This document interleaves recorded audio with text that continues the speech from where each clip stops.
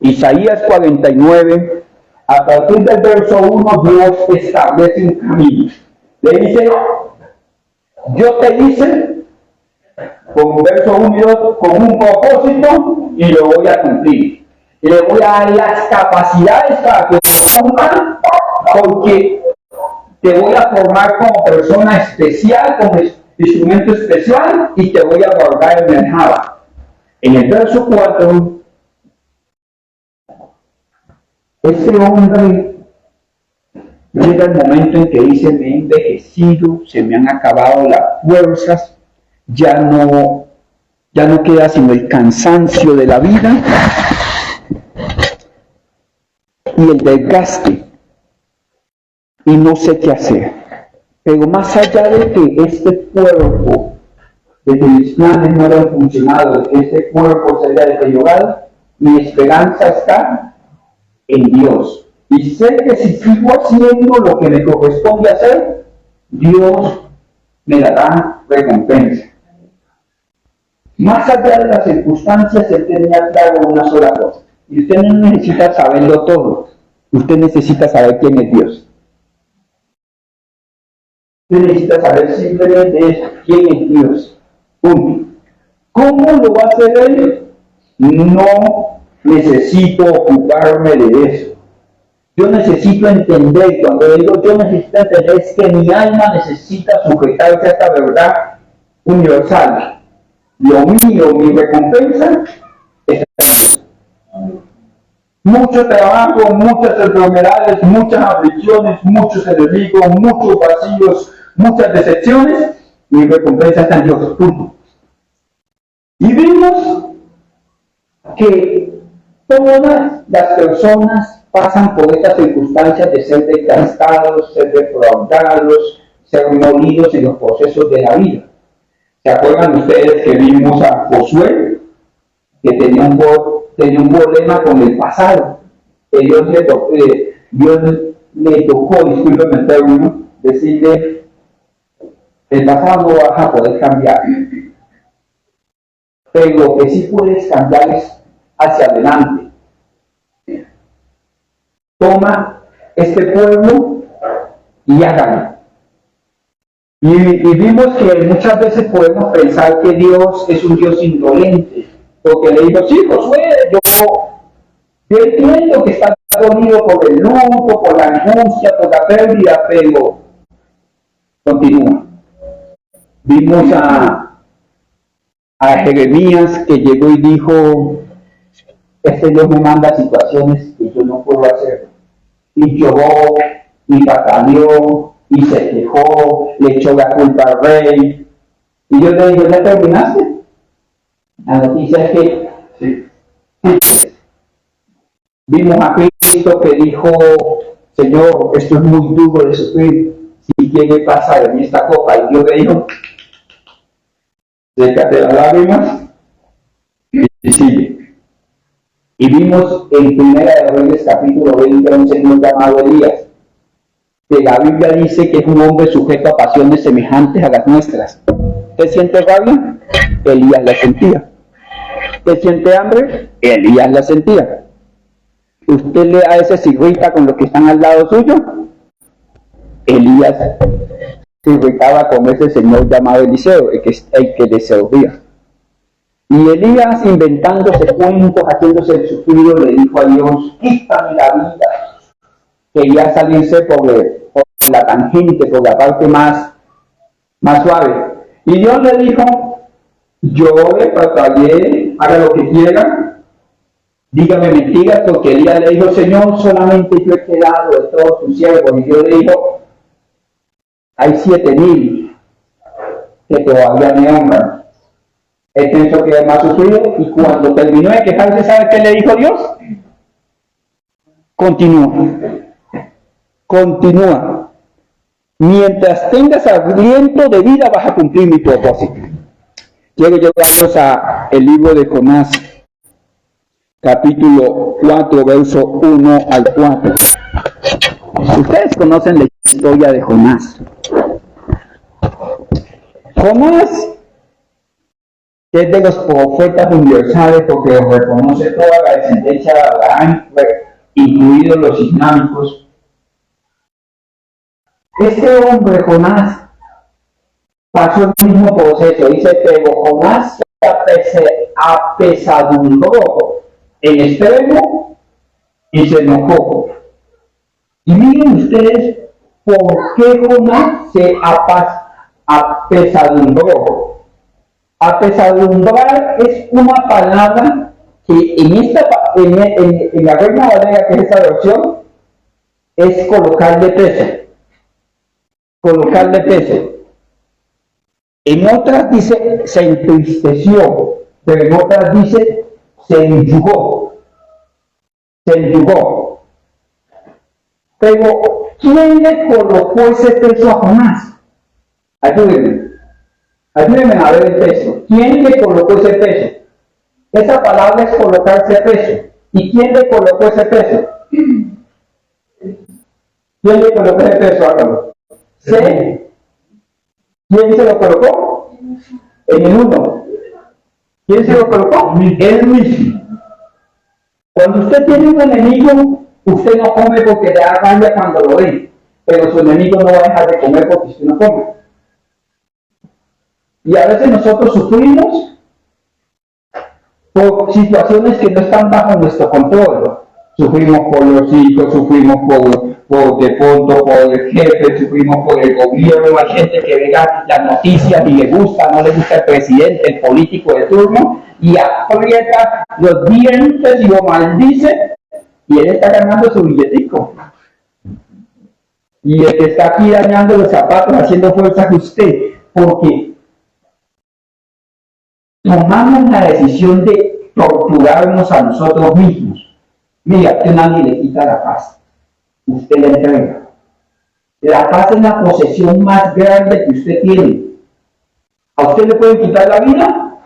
Sí. ¿Le pueden quitar la paz? Si usted no la entrega, no se la pueden quitar. ¿Yo puedo morir en paz? Sí. ¿Yo puedo estar enfermo pero estar en paz? Sí.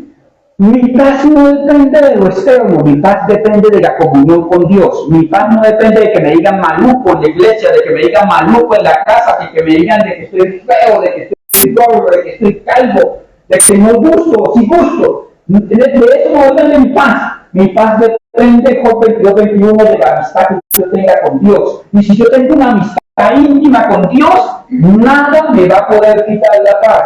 Pero nosotros obviamos esa parte de comunión con Dios, donde realmente somos fuertes, hermosos, cumplimos el propósito y comenzamos a fabricar diferentes cisternas para sacar agua de donde queremos sacar paz. Y la única fuente de la paz es la comunión con Dios. Job 22:21. Y cuando no identificamos esa fuente de paz, nos echamos cargas que no nos corresponden. Nos echamos pesos que no nos corresponden. ¿Sus hijos son mayores de 18 años? ¿Quién tiene hijos mayores de 18 años? Ya no tiene responsabilidad, ya son legalmente independientes, ¿no? Deje de perseguir un bebé de 40, de 20, de 30. Ya usted no tiene por qué apesadumbrarse con eso, ¿listo? Y en este dice que Jonás comenzó a sufrir, pero no a sufrir un poquito, sino como en extremo. Y no solamente sufría internamente, porque esto de estar apesadumbrado es interno, sino que externamente se enojó. Se volvió acá de cocodrilo, parecía una maracuyá vieja, arrogado ya, de tanto mostrar que yo soy fuerte, que yo soy poderoso, que yo puedo, que a mí nadie me gana. Se volvió feo. Mírese el espejo, mire, dice, y se enojó, esta es la parte externa. Y más adelante, mire mis hermanos lo que sigue diciendo. Y oró a Jehová y dijo, quítame la vida. Dice que le dice, yo sabía que tú ibas a perdonar a este pueblo, y termina diciendo, quítale la vida. En el 3 dice, ahora pues te ruego que me quites la vida, porque mejor es la muerte. Y entonces, Dios, que tenía un plan y lo va a cumplir,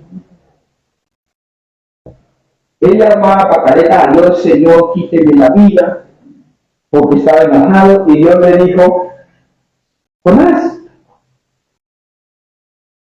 ¿por qué te enojas tanto? Ese pedacito de vida que tienes, eso lo vamos a ver hoy. Esa gente que usted quiere que se muera, venid, son míos. Te saqué del vientre del pez, como a mí me sacó de una vida caída, podrida, y dio a Cristo por nosotros. Yo le digo: mire, no hay motivo. ¿Qué haces sin enojarte? Dios no se va a envejecer, el que ya la salida pobre o amargados son ustedes. Te estoy diciendo eso. Dice: ¿qué haces con enojarte? ¿Sabe qué le estaba diciendo aquí? Hazme todas las pataletas que quieras, pero cuando termine, te va a decir: siga.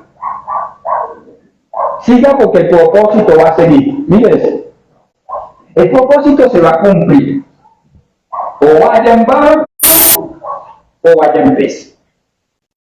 Usted, si usted me vea cuando viaja en bus, cuando el vecino toma chicha y de pronto, discúlpeme, la devuelve, imagínese un vómito de pez. Que come una ballena pescado, el pescado se pudre, hasta los huesos se oxidan, se dañan. ¿A qué olía Jonás cuando salió de la ballena?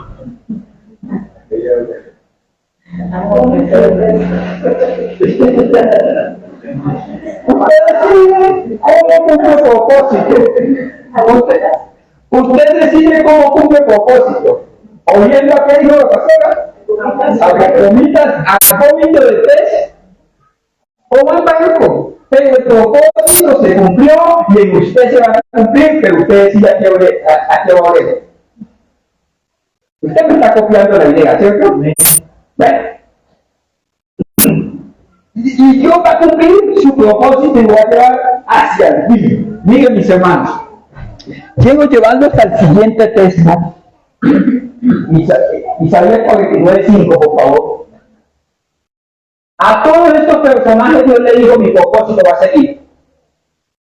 O en ballena o en barco, mi propósito va a seguir. Elías no tiene fuerza, te voy a dar pan de ángeles, ¿se acuerdan? Maná, pan de ángeles, que con una sola comida anduvo 40 días.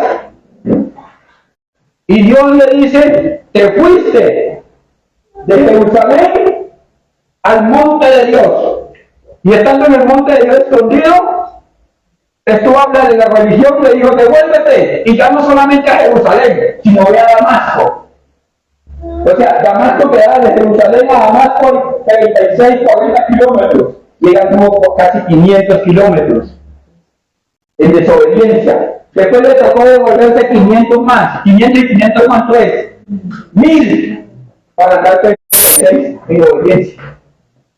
¿Me van a entender? Yo le digo: ve y date una vueltica de 1000 kilómetros, te lo vas a cumplir el propósito.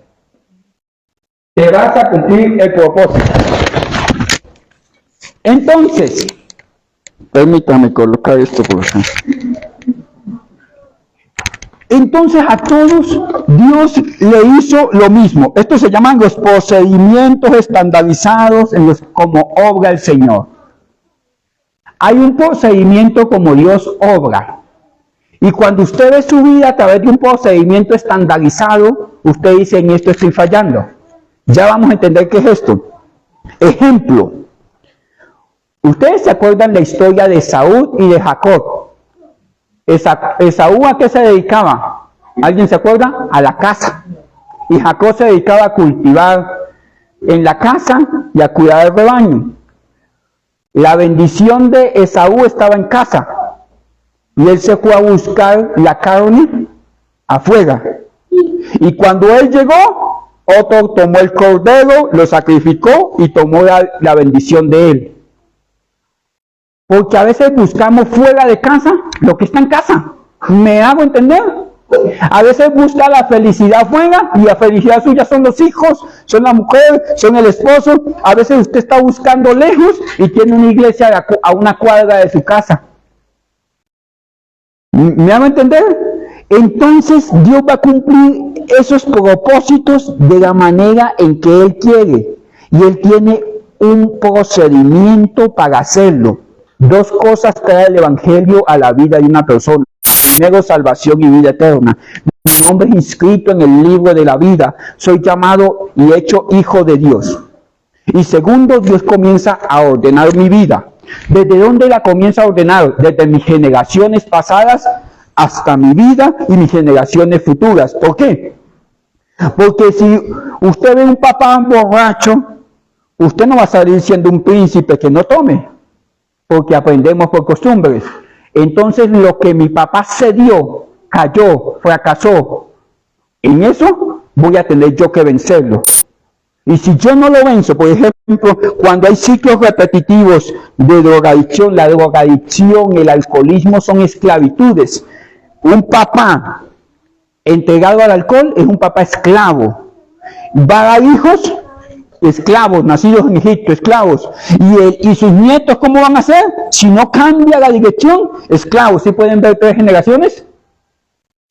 Cuando se hace del adulterio una forma de vida, se fracasa en esta generación, va a visitar la otra generación por inercia del pecado. ¿A qué me refiero inercia del pecado? Nos acostumbramos a que eso era normal.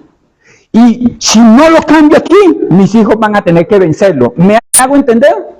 Porque se va a normalizar el pecado. La forma de trabajar. Si alguien trabaja de manera rústica, usted puede trabajar en lo que sea.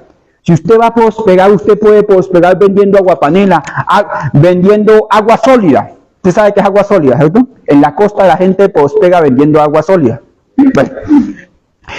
Si usted va a prosperar trabajando inteligentemente aquí, ya su familia va a trabajar más inteligentemente. Pero si usted viene de una familia donde trabajaban de manera torpe, sus hijos van a aprender a trabajar de manera torpe. Si usted viene de un hogar de conflicto, sus hijos van a replicar un hogar de conflicto. El día que el esposo no le pega a la esposa, dice, es que no me ama.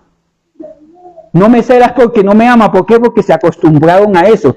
Entonces Dios va a cumplir procedimientos en cada una de las generaciones. El procedimiento de Dios, la forma de Dios sana mis generaciones.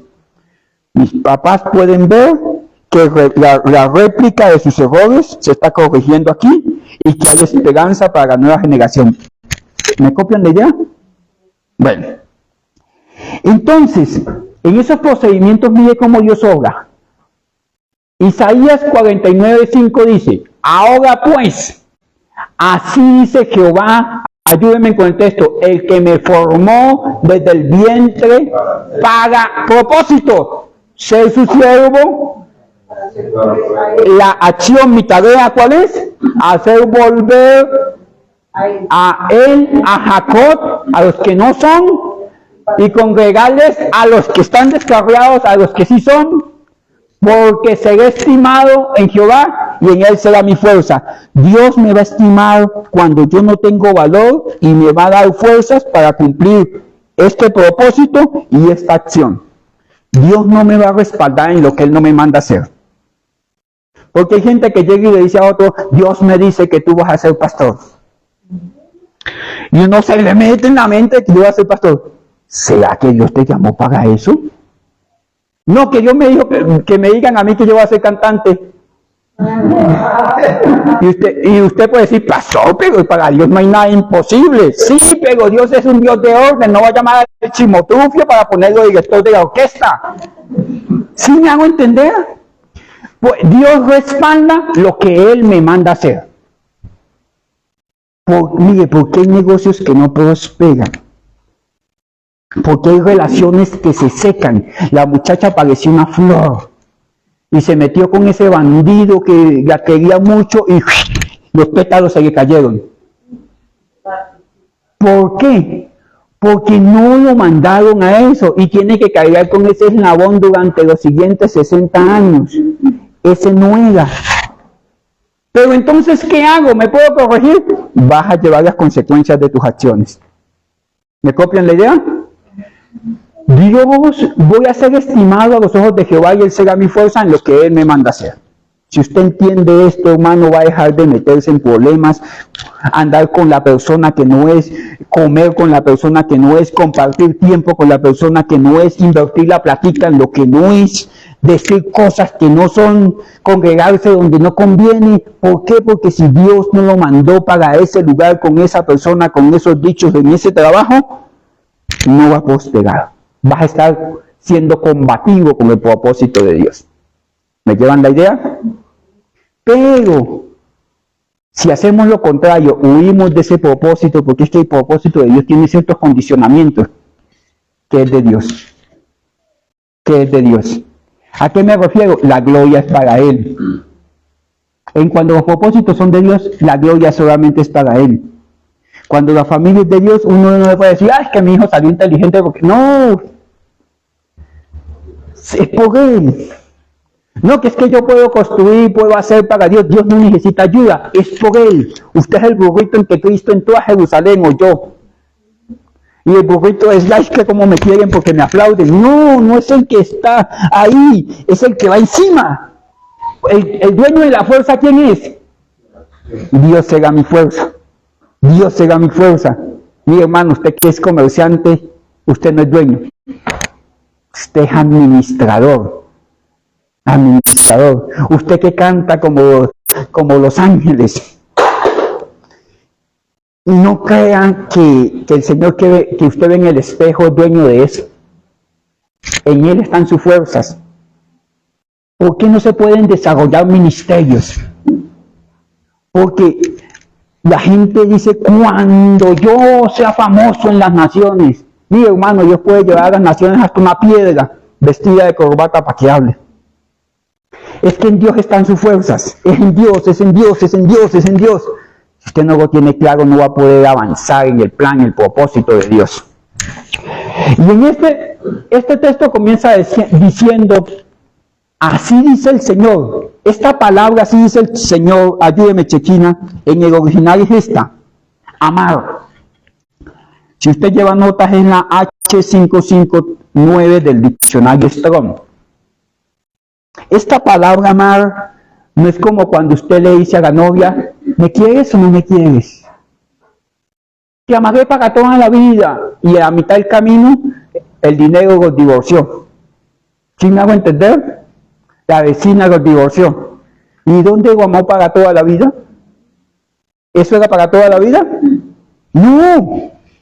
Esta palabra amar es la misma palabra, dice el Señor. Esa palabra dice el Señor. Amar no es de amor, ¿yo? Es la palabra original que dice, en el principio dijo Dios. ¿Se acuerdan ustedes cómo dice la Biblia? Dijo Dios, háganse. Y cuando Él dijo, todo un andamiaje de fuerza, de sustancia, se creó para que existieran los cielos y la tierra. Hubo fuerza. ¿Se acuerdan ustedes el domingo pasado la fuerza Coat? Que es la fuerza que crea, la fuerza que hace aparecer las cosas, la fuerza que hace que lo infructífero tenga fruto, la fuerza que hace que una persona no refinada pueda ejercer el ministerio, o la fuerza que hace que sus hijos alcancen metas que usted no alcanzó, que ni usted ni con las uñas ni sosteniendo lo va a poder hacer. La fuerza que hace que su negocio, que es igual que el de las otras personas, pueda salir adelante y el de las otras personas de pronto no. Es esa fuerza que uno dice, solamente Dios tiene ese poder de hacer. Dios cambia el corazón de hombres pervertidos como nosotros y nos hace nuevas criaturas, no por perfectos, sino por arrepentidos. ¿Me hago entender? Y Dios dijo que se hicieran los cielos y la tierra, esta palabra amar. Es la misma palabra que aparece en Jeremías 49:5. Y le dijo Dios, y cuando Dios dice, Él sustenta su palabra para que no vuelva vacía. Cuando dice no vuelva vacía, es para que cumpla aquello que dijo que iba a hacer. Dios sostiene su palabra. Cielo y tierra pasarán, pero lo que dijo Dios no pasará. Se puede transformar el mundo, cambiar los tiempos, cambiar las generaciones, cambiar la política, su palabra permanece firme. Hay algo que la sostiene firme. Vamos a Jeremías 49:5. ¿Qué es lo que la sostiene firme? El que la dijo, pero esto no es Dios dijo. Solamente como dice aquí Jeremías, Isaías 49:5, discúlpeme. Isaías 49:5. Dios le dijo, mire, estoy hablando del propósito, sí, yo sé que está dolido por las circunstancias de la vida, pero así dice el Señor. Así dice, lo voy a cumplir. O en barco, o oliendo a vómitos de ballena, lo voy a cumplir. ¿Por qué? Porque mi palabra se sostiene. Mi palabra se sostiene. Cuando yo me apropio de la palabra, puedo creer que soy salvo una vez y para siempre, a pesar de mi necio corazón. Cuando yo me apropio de mi palabra, yo puedo ver que mis hijos están fumando maracachafa, pero el que lo prometió es fiel y justo para sostener mis semillas dentro de él. Cuando yo le digo, Señor, es que no es por gracia, no es porque yo me haya ganado tu gracia, es porque tu gracia es misericordia, Señor, es por tu gracia, es por ti, por tu atributo de gracia y amor, se sostiene la palabra. Mire, hermanos, Dios cumple sus propósitos de cualquier manera. Si tiene que llevarlo al Jordán, pegarle una lavadita para que le quiten esas cosas que no sirven, lo va a llevar al otro lado a su tierra prometida. El problema de nosotros es que creemos que Dios tiene que cumplir las cosas a nuestro parecer. El Jordán implica procesos de bautizo. En el bautizo llega usted arrepentido de sus pecados y desea una nueva vida. ¿Y sabe qué le dice el pastor el día que usted se bautiza? ¿Se acuerdan ustedes qué le dijo? Muere para el mundo y vive para Cristo, ¿cierto? Y si usted está muy vivo, lo deja 5 minutos ahí, muere para el mundo, muere para el mundo. Pero en ese momento, usted cree por la fe de que es simbología de muerte, ¿cierto? El pastor le dice, esto es muerte, deje sus cosas antiguas atrás, muerte. Por eso el bautizo no lo hacemos a niños. La Biblia dice que para ser bautizados el único requisito es creer. Un niño menor de 12 años no tiene autonomía para creer. Por eso nosotros no bautizamos niños, porque el requisito bíblico, ¿cuál es? Creer. Entonces, cuando yo tengo la capacidad de bajar, yo estoy convencido de que mis pecados se fueron al fondo del mar. Yo creo en que su palabra es sustentada, es sostenida por el mismo Dios. Esta es la palabra que aparece ahí. Yo decreto, porque es que cuando habla aquí, Dios, Él sí tiene la facultad de decretar, de establecer, decretar, establecer, declarar, demandar, requerir, certificar. O sea que si yo le digo que usted va a libertar, le dijo a Moisés, este será el libertador de mi pueblo, aunque vayan en Moisés, ¿se acuerdan cómo lo calafeteó? ¿Se acuerdan? ¿Se acuerdan que tenía el Nilo cocodrilos?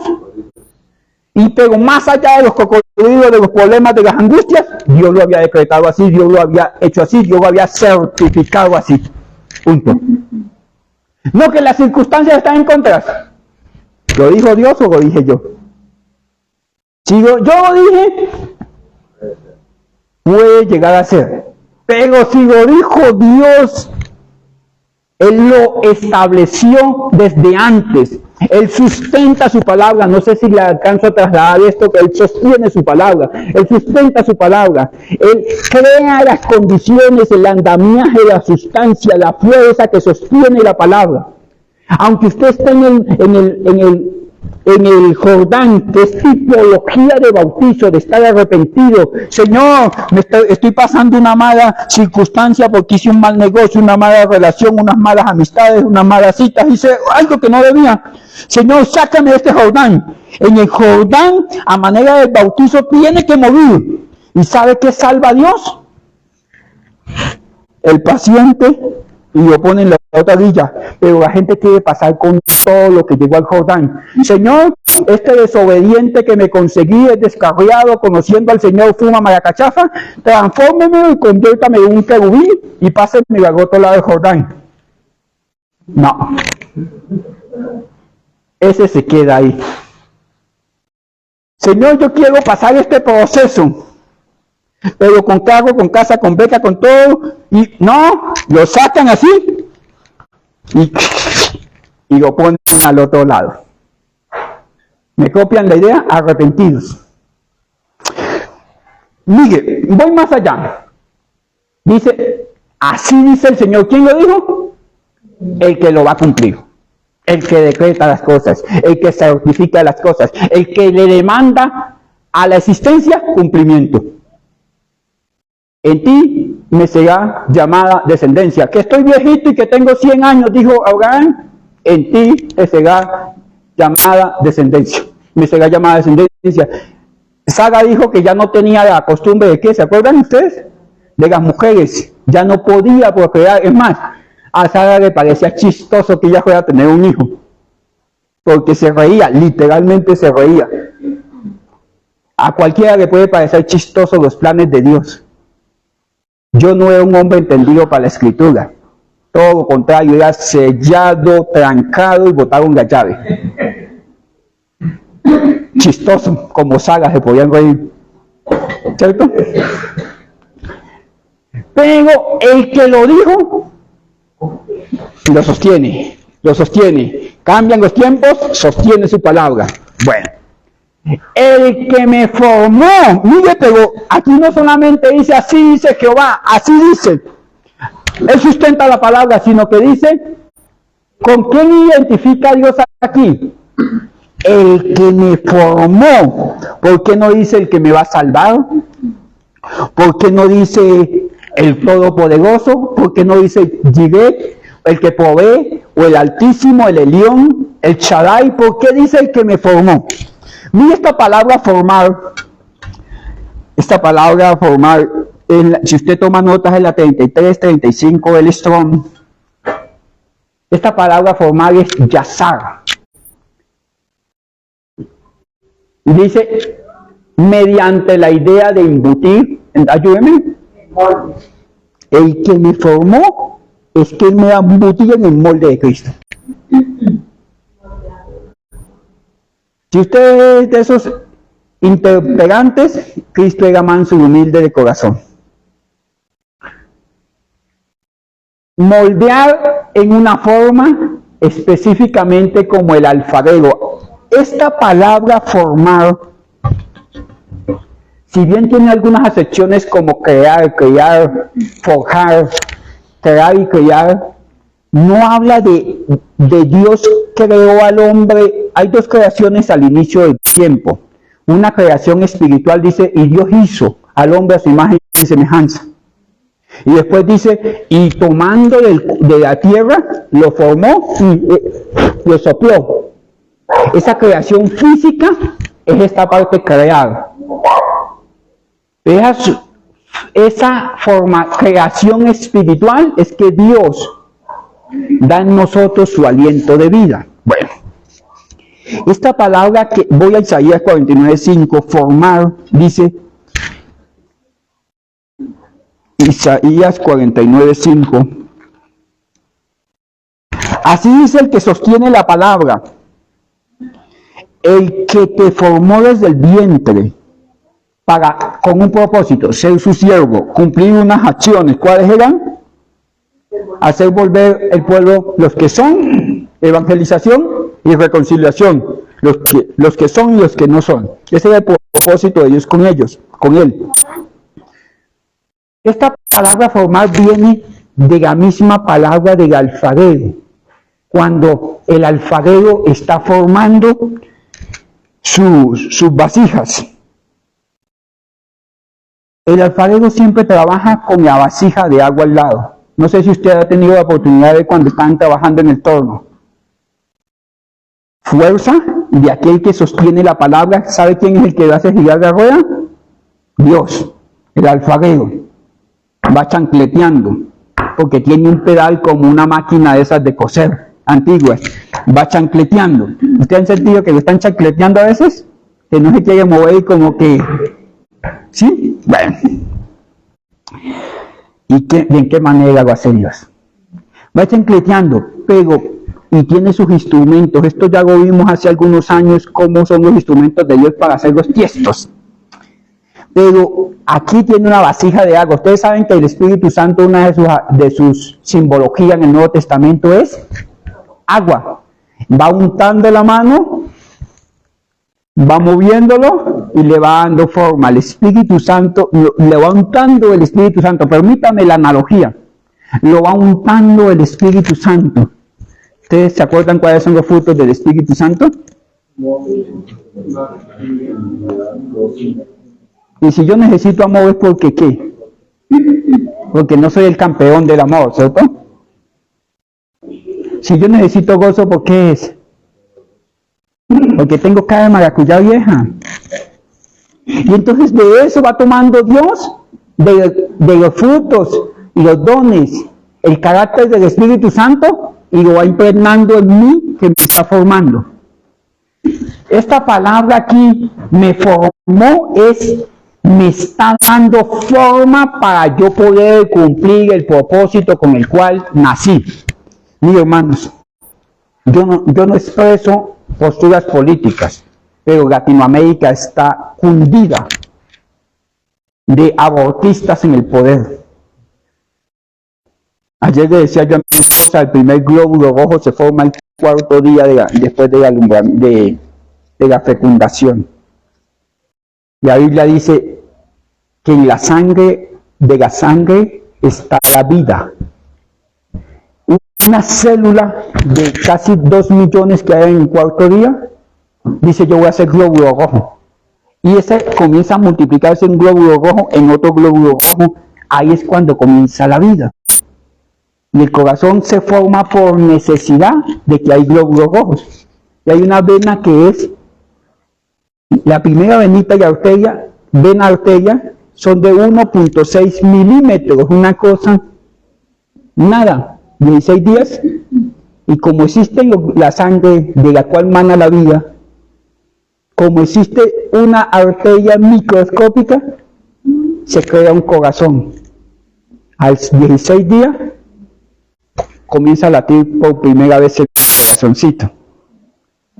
Y no le estoy hablando de cuentos de la cripta, le estoy hablando de ciencia. Porque la gente dice, no hay vida, sino que podemos abortarlos a los 4, 5, 6, 7 meses porque no son niños, no son personas. Antes del cuarto día, la emanación de la creación de Dios se está metiendo ahí. Después del cuarto día ya podemos entenderlo científicamente que sí hay sangre, que sí hay vida. En esto, Dios lo formó, le dio forma, dijo, voy a hacer orejitas, voy a hacer naricita, pero este va a ser el estuche. Algunos nos hicieron estuche más o menos, a otros lo hicieron como DiCaprio, otros parecemos la Chimotufia, pero en versión hombre. Pero ese es el estuche. ¿Sí me van a entender? Pero dentro de ese estuche viene toda la capacidad de cumplir el propósito de Dios. Y cuando mi capacidad no quiere cumplir el propósito de Dios, comienzan a formarla como barro en las manos del alfarero. Y como yo no he podido cumplir el propósito de Dios, yo no soy feliz.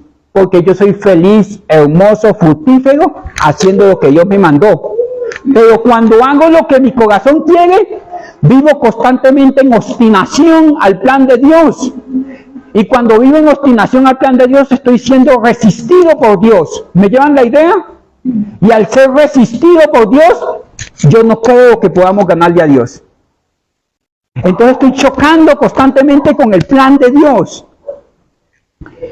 Y Él respalda lo que Él me mandó a hacer, pero el anhelo de Dios es que yo cumpla su propósito, donde voy a ser feliz, voy a ser hermoso y voy a ser fructífero. Dios quiere que yo viva en paz, quieto y reposadamente, por eso me forma a cumplir todo en sus planes, en sus propósitos, en sus tiempos, con su herramienta, con sus fuerzas. En Él están mis fuerzas. Dios quiere que yo disfrute de cumplir su propósito. Yo voy a florecer cumpliendo su propósito, pero mi corazón va por un lado y Dios lo toma. Jonás, venga para acá, te voy a echar el desodorante, la colonia de esa de... ¿Se acuerdan ustedes que le hablé al inicio? Pero vas a cumplir el propósito. Sí, pero he gastado mis fuerzas. ¿Se acuerdan lo que dijo en el 44? He gastado mis fuerzas, ya estoy viejo, ya no puedo seguir avanzando. No importa, no importa. Desde que decidas hacer lo que te he mandado a hacer, en mí estarán sus fuerzas. Aquí dice, el Dios mío será mi fuerza. Dijo, es que las fuerzas han estado disponibles, el que no las ha utilizado es usted. Es lo que quiere decir Dios. Usted puede vivir en paz, tranquilo, reposado, cumplir el propósito, pero aquí he estado. Dios siempre ha estado presente, como el padre del hijo pródigo salía todos los días a decir, ¿cuándo éste se cansará de comer algarrobas y vendrá a hacer la voluntad del Padre? Dice, en mi Dios serán mis fuerzas, y Dios lo quiere formar. Mis hermanos, Jeremías 18, por favor, ese texto dice, y Jeremías fue a la casa del alfarero para ver que estaba trabajando en la rueda, y vio que lo que se estaba formando se echó a perder. Estoy citando Jeremías 18. Vio que lo que estaba haciendo en la rueda se echó a perder. Y a veces nosotros nos echamos a perder y queremos salirnos de donde Dios nos tiene y para lo que nos tiene, y dice que volvió y la hizo otra vasija. Esto habla de nuevos comienzos. Toda la humanidad se echó a perder hasta que Cristo murió por nosotros en la cruz de Calvario. Nos recogió. Siendo recogidos la primera vez, queremos salirnos. Vuelve y nos echa mano y nos coloca en el lugar donde debemos de estar. Los chinos preparan la arcilla. Esta arcilla que preparan los chinos para hacer la cerámica china dura 40 años al sol y al agua. Esto habla de madurez. Los hombres maduramos a los 40. Oye, usted que es casada, debe una prórroga al Señor porque a los 25 todavía no está maduro. Los hombres maduramos a los 40, como las arcillas chinas. 40 años al sol y al agua. Dios deja que los procesos maduren. Antes las personas se casaban y el pastor comenzaba a verlos así con cara sospechoso. Enviaba a cada pastor y decía, hermanito, por allá hay una iglesia donde hay que ir a pastorear. Ustedes que están recién casados, denle para allá. Y entonces se iban para allá y en las noches jugaban a los platillos voladores y el domingo cantaban juntos en la iglesia. Porque les tocaba dejarlos, ¿qué? Madurar. Si usted a su hijo le da todo, usted no va a dejar que él madure. En el matrimonio, los primeros 7 años, es como amarrar 2 leones por la melena y meterlos en una jaula. No, y que yo me quiero divorciar, espérese, porque las cosas hay que dejarlas madurar. Con el primer regaño del jefe en el trabajo que vemos, porque no estoy en la iglesia y no me siento cómodo, quiero. Espérese, ya, los procesos de formación necesitan que nosotros maduremos. Dios está esperando. ¿Cuándo va a dejar de hacer de pataleta este señor, esa señora?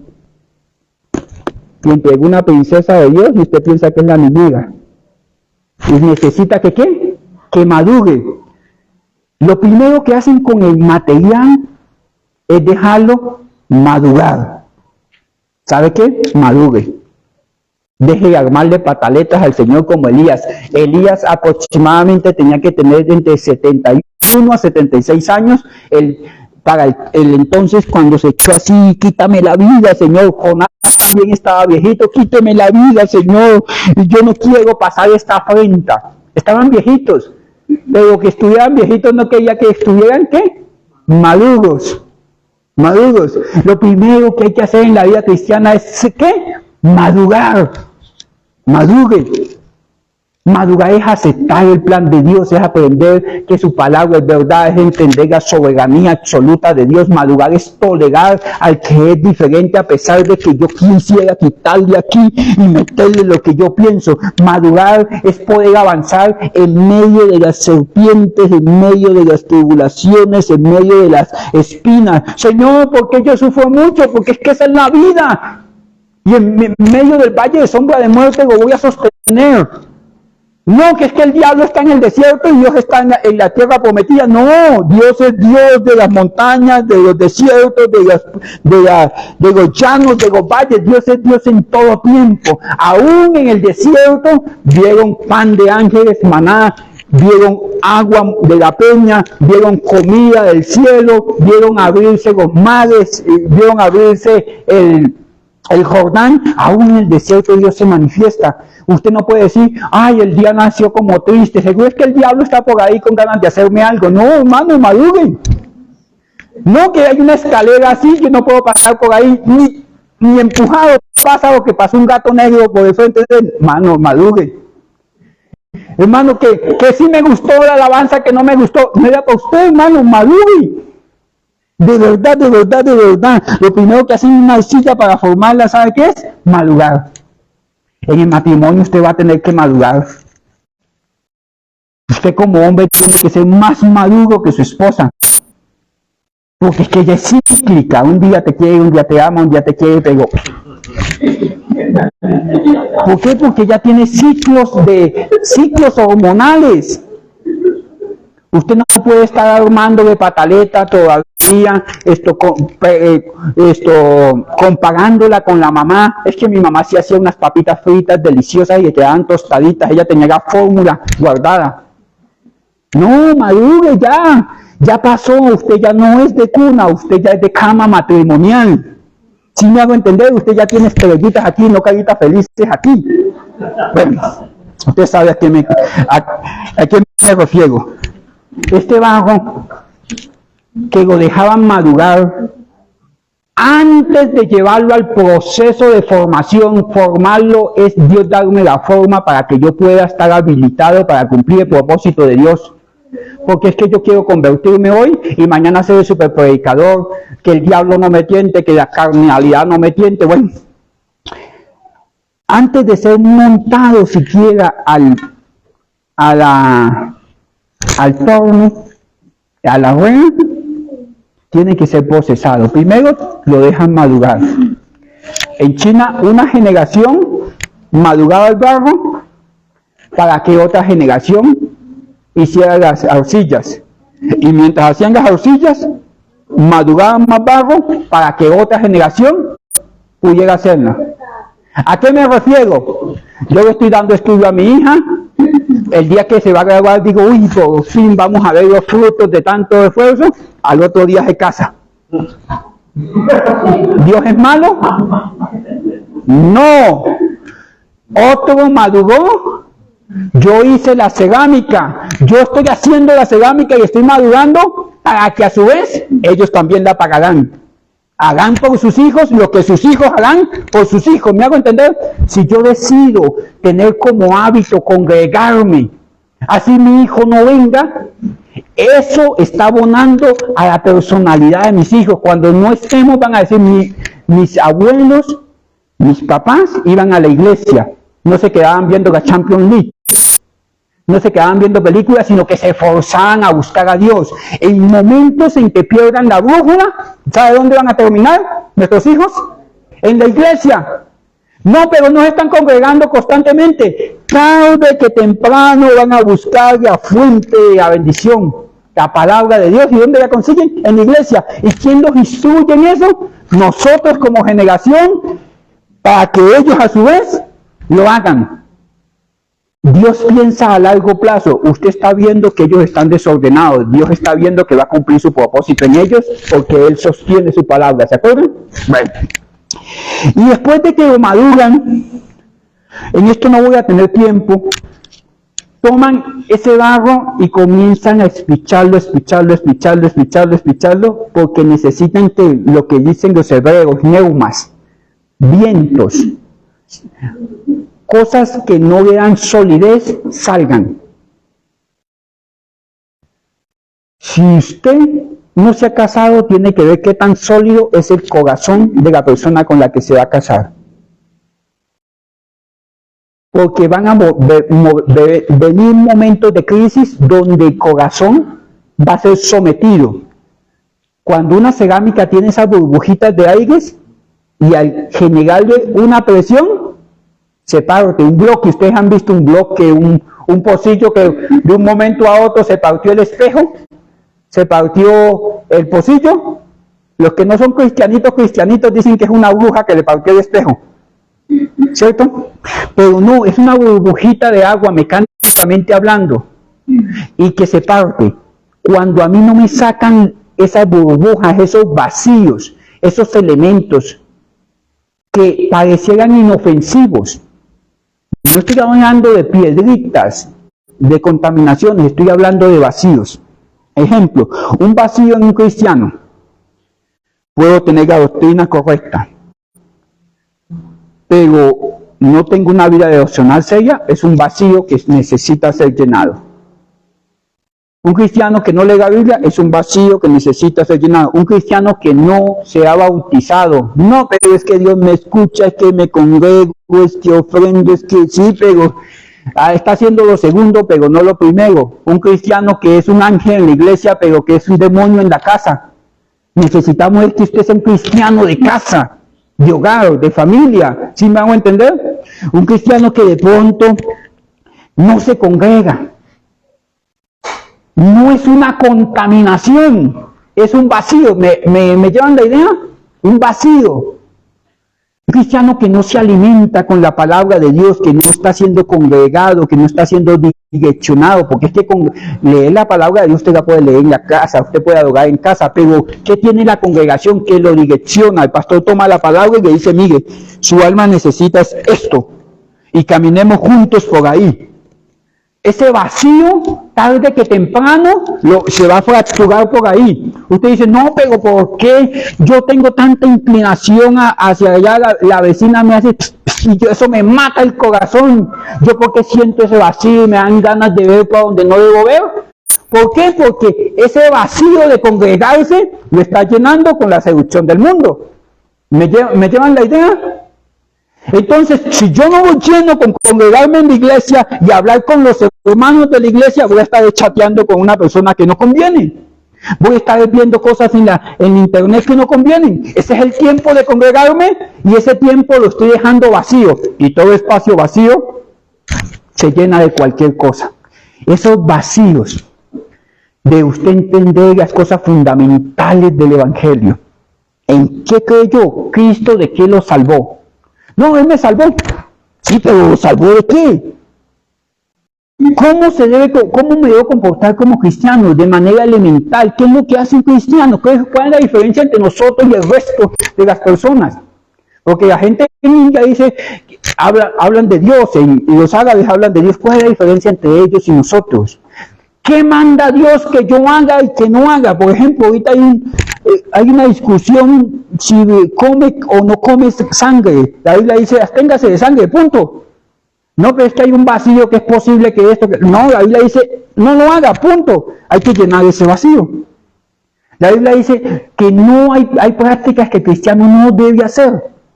No, pero es que la foto de mi mamita y que yo la pongo allá y le pongo una velita, pero a los otros muertos no. No, es un vacío, ¿sí me hago entender? ¿De qué lo salvó el Señor? Cuando Dios le dice, mire, el yugo desigual no va. No, pero es que él tiene cara de querubín, no le falta sino convertirse, pastor. Es más, llegan y le dicen a uno, y uno ya todavía en varias plazas, llegan y le dicen, él es más piadoso que muchos que yo conozco en la iglesia. Ha de escuchar mis oídos cosas semejantes, digo yo.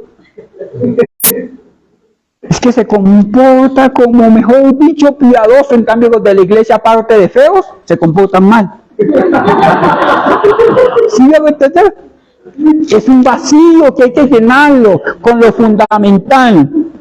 Doctrina clara, palabra como fundamento, Dios como única autoridad, lo que hago es para la gloria de Dios, solamente en su palabra es verdad, listo, o sea, un vacío.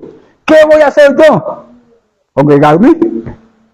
¿Qué voy a hacer yo? ¿Obedecer? ¿Qué voy a hacer yo? Leer la Biblia. Llene esos vacíos pequeñitos, fundamentales. ¿Tienen que ver con pecado? No, tienen que ver con huecos que generan fracturas a largo plazo. Un cristiano que no se congrega, ¿se acuerdan ustedes esa canción? De pronto mi cuñado sí, cristiano que se descuida, Satanás se lo lleva para el mundo a reggaetonar y ahí sí está la cosa fea. ¿Sí? ¿A qué me refiero? No hizo lo fundamental. No, pero si me tienen en cuenta, yo sí voy a hacer un canal de televisión, voy a poder... Espérate, hágalo pequeño. Pídale perdón a su esposa. Pídale perdón de pronto a sus hijos, porque es que usted ha sido un marrano en la casa. ¿Qué pasaría si sus hijos pudieran hablar de pronto hoy con el Señor?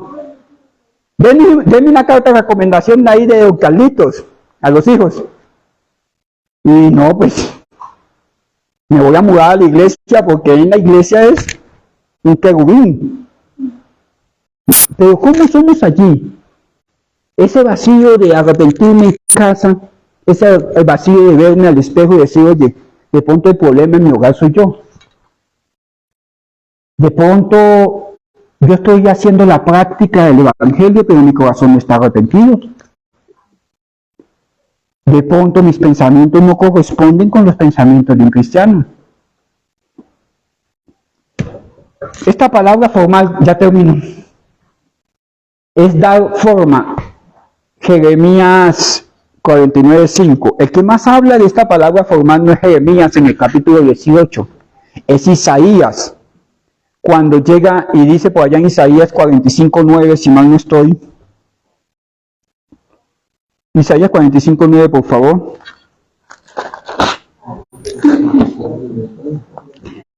Ay del que pleitea con su formador, con su hacedor, el tiesto con los tiestos de la tierra. Esta es una persona que se queja del plan de Dios, que Dios no le bendice, que Dios no lo prospera, que Dios no hace, que esto, que porque Dios no prospera lo que no mandó hacer. Y aparte de eso, busca culpables. ¿Quiénes? Los otros tiestos. Porque es que yo estoy en el proceso del Señor. Pero déjeme decirle que el que está al lado mío es otro tiesto igual que yo. O sea que él también está en el proceso del Señor. Porque yo a veces busco defectos en los demás, pero del mismo material que estás hecho él, estoy hecho yo. Y el mismo que me está formando a mí, me está formando a él. Y si conmigo tuvo misericordia, ¿qué hay que no pueda tener misericordia de él? Dice que pelea con Dios. Hay del que pelea con Dios, con su hacedor, y el tiesto, buscando culpables, peleo con todo el mundo es culpable, y dirá el vago, y después, dice el vago, ¿a quién? ¿Qué haces? O tu obra, ¿no tiene mano? Mire, dice, Señor, yo quiero que me dé bracitos y manitos porque yo quiero hacer, Señor. El hombre soy yo. Ayúdame porque el hombre soy yo. Y dice, espérate, estoy formando. Sí, pero deme manos, deme fuerza, yo quiero tener plata para construir la iglesia, para comprar un bus, para que los hermanos se ensucien los escarpines. Yo quiero comprar sí, pero yo no quiero solamente un piano bueno, yo no quiero esto, yo quiero tu corazón. Sí, Señor, pero yo quiero ser super predicador, yo quiero tener que aquí llegue, que haya unas cosas, yo quiero predicar. Espérate, yo quiero un papá para tus hijos. Sí, pero yo quiero un esposo para tu esposa. Él quiere manos, él quiere hacer, él quiere abundar, él quiere crecer. Dios le dice, necesitas madurar, necesitas llenar esos vacíos pequeñitos y necesitas comenzar a dar pasitos en mi propósito. Incline su rostro. Padre eterno y buen Dios, en el nombre de Cristo te pedimos perdón, porque muchas veces he hecho lo que yo quiero hacer, pero hoy entendí que el que decreta, el que dice, el que establece, el que exige, eres tú. Y si Dios dijo, ¿quién resistirá su palabra? Y si Dios llamó, ¿quién resistirá ese llamado? Y si tú me tienes, Señor, con un propósito, yo puedo gastar mi vida haciendo lo que mi corazón dice. Pero tú sostienes tu palabra. Señor, ayuda a que mi alma entienda eso. Tú sostienes tu palabra. Que mi alma lo entienda. Que mi alma entienda que es tu plan. Que yo soy bendecido en tu plan. Que yo soy bendecido en tu propósito. Deja que mi alma pueda crecer, Dios, ayúdame. Que yo no resista ese propósito porque no quiero ir en ballena. Yo quiero ir en alas de querubes, como dice la Biblia, hablando de alas de querubines. Que Él se levanta. Él levanta su obra como el águila, que excita su mirada, es Él. Ayúdame a entender que es su plan, que se trata de mí, pero no es con mis fuerzas. Es conmigo, pero no es con mis fuerzas, Señor. Ayúdame. Y también ayúdame a entender que todo esto que ha pasado, tú has estado corrigiendo mi camino, desde la cruz de Cristo hasta acá, para que yo entienda que tu plan es mejor que el mío. En el nombre de Cristo Jesús, Señor. Muchísimas gracias. Amén y amén. Dios te bendiga, hermano. Si usted ha propuesto en su corazón ofrendar, la Biblia tiene un principio. Cada uno dé como propuso en el corazón, no con tristeza ni por necesidad. Porque Dios ama al que da con alegría, lo puede hacer allí en ese baulito. Saludes en el amor del Señor, por favor. Dios te bendiga.